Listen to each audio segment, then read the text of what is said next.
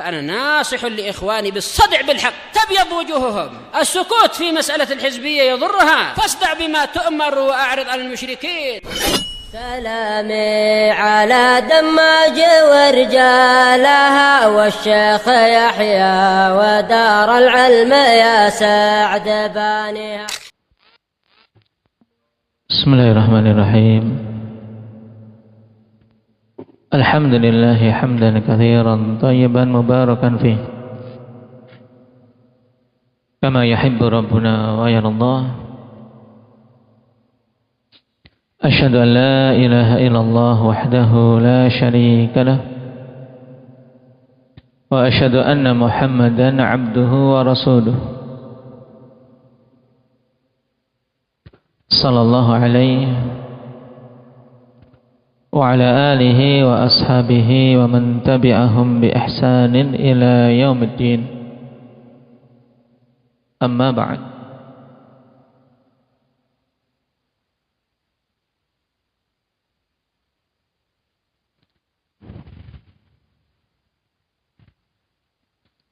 Kita lanjutkan pembahasan masail yang dibawakan oleh Syekh Muhammad bin Abdul Wahhab di akhir bab kedua ini.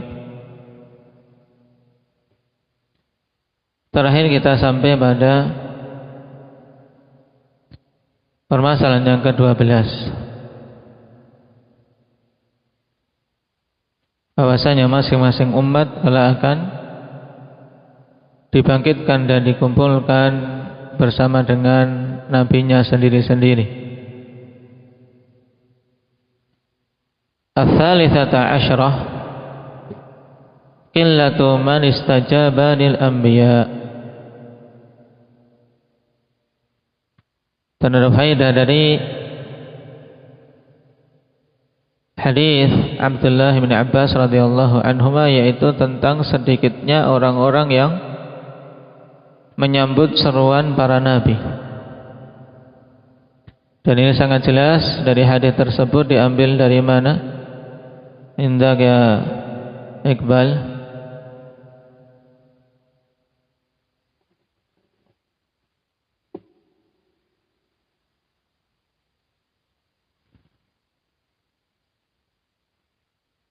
Nah, faradun nabiyya wa ma'hur rahd wa nabiyya wa ma'hur rajul wa rajulan wa nabiyya wa laysa ma'ahu ahad. Ini menunjukkan sedikitnya orang-orang yang menyambut seruan para nabi, karena memang mereka itu ghuraba. Rasulullah sallallahu alaihi wasallam telah mengungkapkan juga perbandingan umat yang menyambut seruan dakwah beliau dengan alhamdulillah yahdikumullah, dengan keseluruhan umat musyrik. Kata beliau, ma antum fi ahli syirki illa kasyaratil bayda fi jildith thawril aswad. Tidaklah kalian itu ketika diperbandingkan dengan keseluruhan orang-orang musyrikin kecuali ibarat satu helai rambut yang berwarna putih dibandingkan helaian-helaian rambut pada seekor sapi hitam atau ahmar, sapi merah. Ini menunjukkan sedikitnya manusia yang mau menyambut seruan kebenaran. Namun jangan sampai seorang kemudian merasa ngeri, merasa takut ketika berada di atas jalan kebenaran sendirian. Karena sungguh itu merupakan anugerah yang butuh seorang bersabar di atasnya. Rasul sallallahu alaihi wasallam mengatakan, badal islamu ghariban fa sayautu ghariban kama bada'a fatuba lil ghuraba. Beruntunglah orang-orang yang asing, karena dia terasing dari masyarakatnya ketika menyambut seruan Rasulullah sallallahu alaihi wasallam. Ar-rabi'ah asyrah anna man lam yujibhu ahad ya'ti wahdah. Bahwasanya nabi yang tidak menyambut seruannya seorang pun, maka dia kelak akan datang sendirian. Dia nabi, tapi datang sendirian dikarenakan tidak ada satupun yang mau menyambut seruannya. Maka ini juga salingan bagi setiap dai ilallah ketika dia menghadapi beratnya beban dakwah, beratnya ujian di jalan dakwah, dan sulitnya untuk berdakwah. Kalau Nabi saja ada yang tidak memiliki pengikut, apalagi kita-kita yang sangat sedikit ilmunya dan sangat lemah ketakwaannya. Al-khamisah asyrah thamaratu hadzal ilmi wa huwa adamul ightirari bil kathrati wa adamuz zuhdi fil qillah. Faedah ke-15 penting sekali untuk diperhatikan, yaitu buah dari ilmu ini, yaitu tidaklah tertipu dengan banyaknya jumlah dan juga tidak kemudian meremehkan tentang sedikitnya jumlah.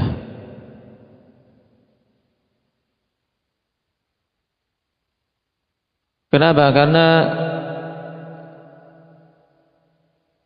banyaknya jumlah terkadang malah mereka itu berada di atas kesesatan, sebagaimana Allah Subhanahu wa taala katakan, wa in tuti' aktsara man fil ardi yudilluka an sabilillah. Jika kalian mengikuti kebanyakan orang-orang yang ada di muka bumi, maka mereka akan menyesatkanmu dari jalan Allah. Di surat apa ini? Indak ya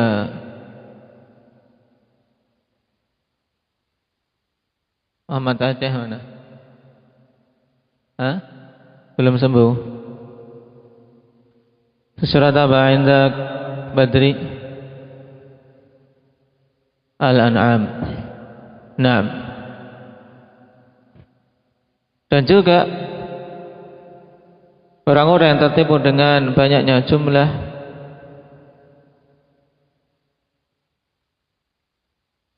mereka ini biasanya orang-orang yang tidak akan sabar ketika bersendirian, ketika menanggung ujian. Makanya jangan seorang menjadikan patokan adalah banyak-banyaknya. Bahkan Allah Subhanahu wa taala katakan, alhaakumut takatsur, telah melalaikan kalian at-takatsur, berbanyak-banyakan. Nah, karena memang banyak bukan patokan kebenaran. Sehingga dari sini perkataan mu'allif rahimahullah ta'ala terkandung padanya dua faedah. Yang pertama, bimbingan untuk kita tidak tertipu dengan banyaknya jumlah orang-orang yang celaka. Dan yang kedua juga jangan tertipu dengan banyaknya jumlah, walaupun itu orang-orang yang apa? Yang selamat, sehingga menimbulkan ujub. Karena kedua-duanya akhwan berbahaya. Tertipu dengan banyaknya orang yang celaka akan mengakibatkan seorang terjerumus seperti mereka, ngekor dan mengikuti. Jika tertipu dengan ujub, dengan banyaknya jumlah orang yang selamat, itu akan menimbulkan pada diri sendiri penyakit yang berbahaya, itu ujub. Nah, taib, sehingga apa? Menyepelekan jumlah yang sedikit. Seperti yang terjadi, yang kemudian Allah Subhanahu wa taala tegur pada kisah perang Hunain. Wa yawma Hunainin idh a'jabatkum kathratukum falam tughni 'ankum syai'a. Dan ingatlah hari peperangan Hunain tatkala jumlah banyak kalian itu menjadikan kalian ujub, padahal itu tidak bermanfaat sedikit pun. Makanya patokan jumlah ini jangan dijadikan sebagai tolak ukur. Dan sedikit bagaimanapun juga jangan diremehkan, jangan disepelekan. Karena terkadang sedikitnya jumlah itu lebih bagus daripada banyaknya jumlah.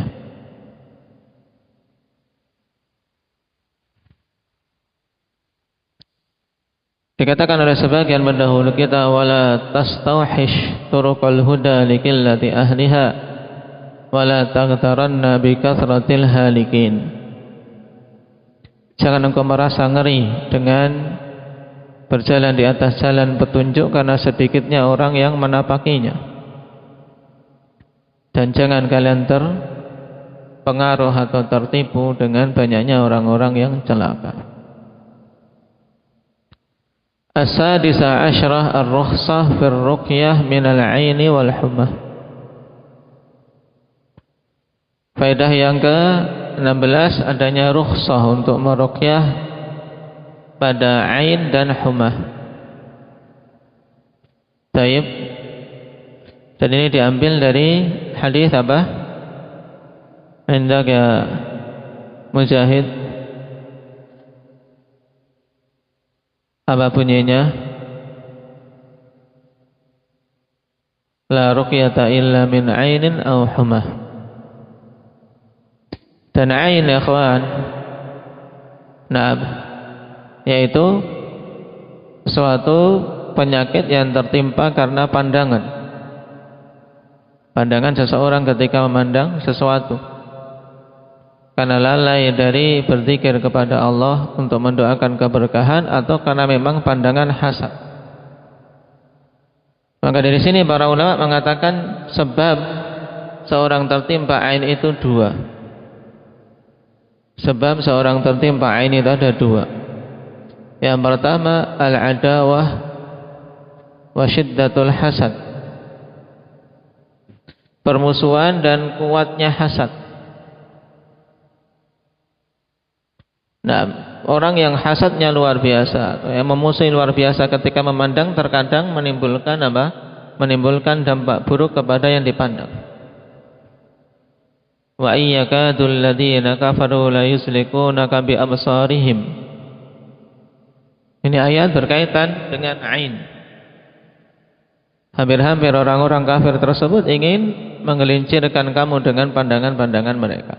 Kalau tidak, Allah tolong dan bela nabinya. Kemudian yang kedua, pandangan yang lalai dari mendoakan kebaikan, yaitu pandangan takjub. Pandangan takjub dari seorang yang lalai untuk mendoakan keberkahan. Dan untuk yang kedua ini, akhwan, terkadang seorang yang soleh, seorang yang tidak ada hasad padanya, tapi ketika memandang sesuatu dia lalai untuk mendoakan Allahumma barik, barakallahu alaik, dan seterusnya. Ini bisa seperti kisah apa yang terjadi pada sahabat yang mulia Sahal bin Hunayf. Ketika beliau mandi, kemudian ada orang yang melihat kulit beliau yang sangat bagus. Nah, takjub dengan bagusnya kulit, belum pernah beliau melihat kulit yang sebagus itu. Takjub, tapi apa? Lupa untuk mendoakan keberkahan. Tidak ada hasad. Karena yang memandang juga seorang sahabat yang lain. Tiba-tiba jatuh, terkena ain. Baik, kemudian dilaporkan kepada Nabi SAW dan disebutkan diupayakan untuk kesembuhan dengan wudu dan seterusnya. Syahidnya dari kisah tersebut bahwasanya ain tidak hanya terjadi karena pandangan hasad, tapi juga bisa terjadi dengan pandangan seseorang yang takjub tapi lalai dari mendoakan keberkahan. Makanya Nabi SAW bimbingkan siapa saja yang melihat sesuatu yang dia takjub padanya, falyubarrik, doakanlah keberkahan dengan mengatakan Allahumma barik, dengan mengatakan barakallahu alaik. Adapun mengucapkan tabarakallah ini belum cukup, karena itu pujian untuk Allah, bukan doa meminta keberkahan. Demikian pula sekedar mengucapkan masya Allah, ini belum memenuhi perintah Nabi SAW untuk mendoakan keberkahan. Baik.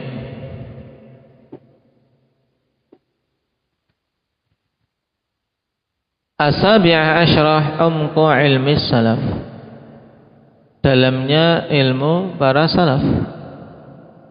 Liqaulihi qad ahsana man intaha ila ma sami'a walakin kadza wa kadza, berdasarkan perkataan Sa'id bin Jubair yang beliau mengatakan sungguh bagus orang yang berhenti pada apa yang telah dia dengar, akan tapi demikian.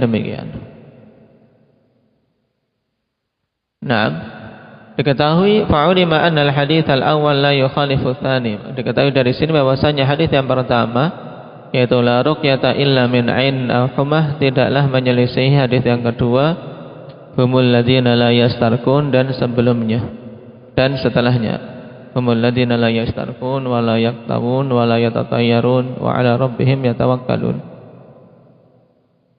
Naam. Kenapa? Karena yang pertama terkait dengan istirqa, yaitu meminta ruqyah. Apa? Yang kedua, karena hadis yang kedua la ruqyat apa? Humul ladzina la yastarqun, hadis yang kedua itu terkait dengan orang yang meminta untuk diruqyah. Sedangkan hadis yang pertama terkait dengan hukum ruqyah itu sendiri. Nah,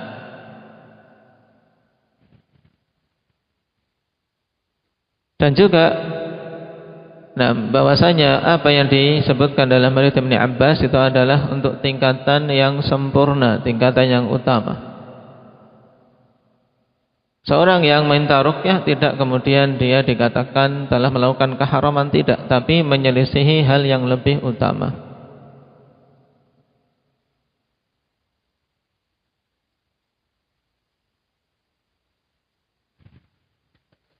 Baik, dan di sana berarti ada 3 kondisi ya kawan terkait dengan masalah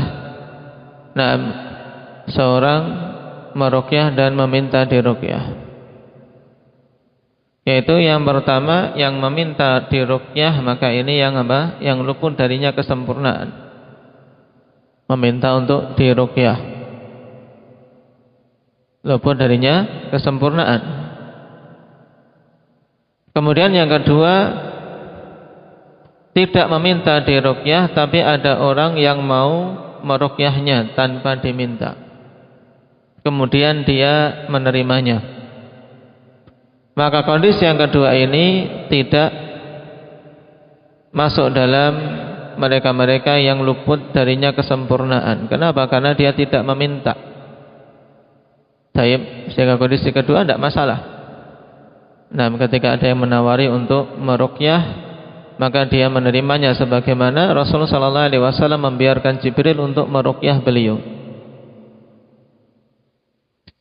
Dan tingkatan yang ketiga yaitu melarang orang yang mau meruqyah dirinya. Ada orang yang menawari, "Nah, aku ruqyah kamu," tapi dia melarang, menolak. Maka ini menyelisihi sunnah. Menyelisihi sunnah. Kenapa? Karena Nabi sendiri tidak menolak ketika Aisyah mau meruqyah beliau, demikian pula ketika Jibril mau meruqyah beliau. Dan para sahabat juga tidak menghalangi ketika ada orang yang mau meruqyah mereka. Kenapa? Karena yang demikian tidak berdampak pada ketawakalan. Nah, ini 3 kondisi ikhwan terkait masalah meminta ruqyah dan diruqyah. Dan tentunya yang paling utama dalam masalah ini seorang membiasakan diri untuk meruqyah diri sendiri ketika sakit dan seterusnya. Namun ketika satu saat ada orang yang mau meruqyahnya, maka yang sunnah adalah tidak menolaknya, mempersilahkan. Athaminah asyrah bu'du salafi an madhil insani bima laysa fi. Yang ke-13, yang keberapa? 18. Jauhnya para salaf dari memuji seseorang dengan apa yang tidak ada padanya.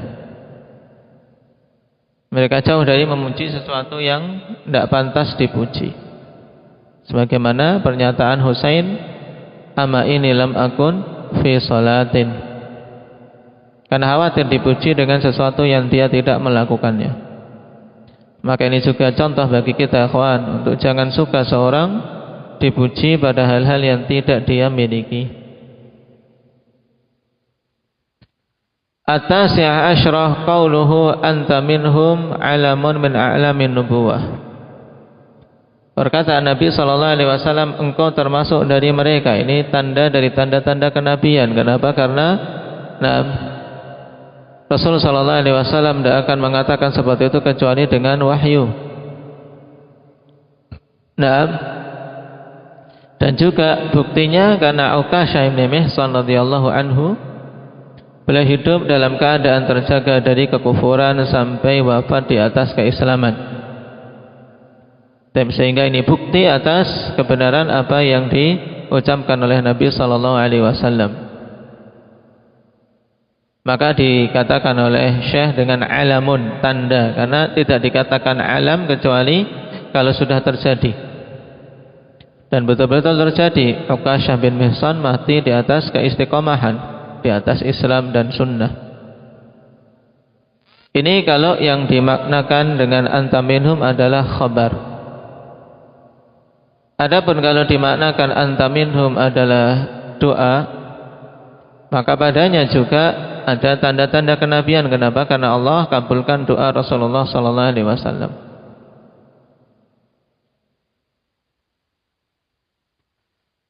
Al-Ishrun fadilatu Uqashah. Kemudian faidah yang ke-20, keutamaan Uqashah bin Mihsan. Dari sisi mana? Dari sisi karena beliau termasuk dari 70.000 yang masuk ke dalam surga tanpa hisab, tanpa azab. Karena Nabi bersaksi tentang hal itu, anta minhum. Al-hadiyah wal ishrun isti'malul ma'arid. Faedah yang ke-21, penggunaan ma'arid. Yang dimaksud dengan ma'arid yaitu ungkapan-ungkapan yang halus untuk menolak.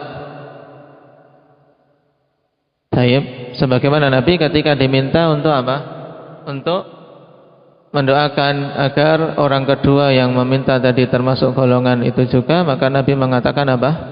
Yang beliau katakan apa? Syukran. Sabaqaka biha Uqashah. Ini kan ma'arid, untuk menutup celah dan juga apa? Menolak secara halus. Baik.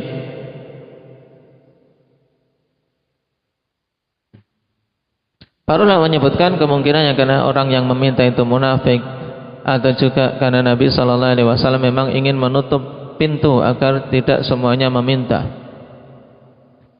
Nah, padahal yang meminta itu sebenarnya tidak pantas untuk itu. Intinya Nabi SAW dengan penuh kebijakan, menggunakan ungkapan ini yang kemudian menjadi apa? Menjadi ungkapan yang diungkapkan dalam kondisi-kondisi yang semisal. Kalau ada yang sudah mendahului, misalnya kita ingin menolak, sabaqaka biha Uqashah. Nah, jadi Uqashah senantiasa di depan harusnya. Nah, taib. Atsaniyah wal 'ishrun husnu khuluqihi sallallahu alaihi wasallam. Bagusnya akhlak Nabi sallallahu alaihi wasallam. Kenapa? Karena beliau menolak permintaan laki-laki tersebut dan menutup pintu dengan apa? Dengan ungkapan yang sama sekali tidak menjadikan orang sakit hati. Nah, taib. Maka ini penting ya kawan, untuk seseorang ketika menolak berupaya untuk memilih ungkapan yang bagus. Nah, agar tidak menimbulkan sakit hati pada orang-orang yang ditolaknya. Barakallahu fikum. Dengan ini kita selesai dari bab yang kedua. Nasallallahu taufiq wassadad. Waktu yang tersisa untuk antum setoran dari muqaddimah, baru istirahat. Nah, masing-masing sama temannya. Nah, gantian setoran dari muqaddimah agar tidak lupa. Naktabi bihadza subhanakallah wa bihamdika asyhadu